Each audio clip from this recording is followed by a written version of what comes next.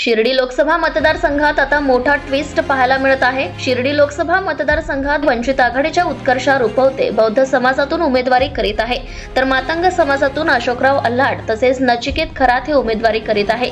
विशेष म्हणजे अशोकराव अल्हाट यांना ओबीसी बहुजन पार्टीने उमेदवारी दिली असल्याने मातंग समाजातील मते व ओबीसी मतांचा काही टक्का मतदान हे अशोकराव अल्हाट घेऊ शकतात। या कारणाने जातीचे मत जातीत गोठवण्याचा प्रयत्न केला जात आहे।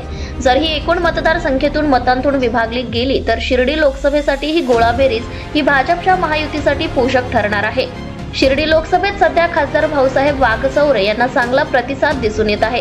याच कारणाने वाघचौरे यांच्या मतांची विभागणी करत हा नवा डाव मांडला गेल्याची चर्चा शिर्डी लोकसभा मतदारसंघात आहे। त्यातच शिर्डी लोकसभा मतदारसंघातील बौद्ध समाज व मातंग समाज यांची निर्णायक मते जर जागेवर गोठवली गेली तर ही गोठवलेली मते ही महाविकास आघाडीची असणार आहेत, कारण देश पातळीवर राहुल गांधी यांच्या नेतृत्वात इंडिया आघाडीच्या विचाराबरोबर असणारी महाविकास आघाडी असल्याने भाजप विरोधकांकडून महाविकास आघाडीला मिळत आहे।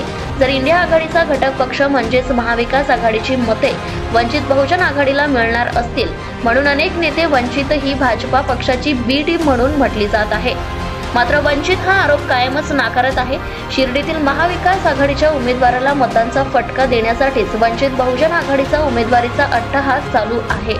या होणाऱ्या मतविभागणीचा फायदा हा मात्र खासदार सदाशिव लोखंडे यांना शिर्डी लोकसभा मतदारसंघात होणार आहे, कारण महाविकास आघाडीच्या धर्मनिरपेक्ष मतांची मते जर फुटली तर ती थेट वंचितच्या उत्कर्षा रुपवते यांना जाणार आहेत। बौद्ध, चर्मकार, मातंग, आदिवासी समाजातील मतांचा विचार केला तर या समाजातील मतांची फूट ही खासदार लोखंडे यांना फायद्याची ठरणार आहे। महाराष्ट्रातील काही लोकसभा मतदारसंघात वंचितचे उमेदवार यांनी चुकीचा उमेदवार विजयी व्हायला नको म्हणून लोकसभेच्या रणांगणातून माघार घेतल्याचंही चित्र महाराष्ट्रापासून लपून राहिलेलं नाही। न्यूज सह्याद्री एक्सप्रेससाठी भाऊसाहेब साळवे, शिर्डी।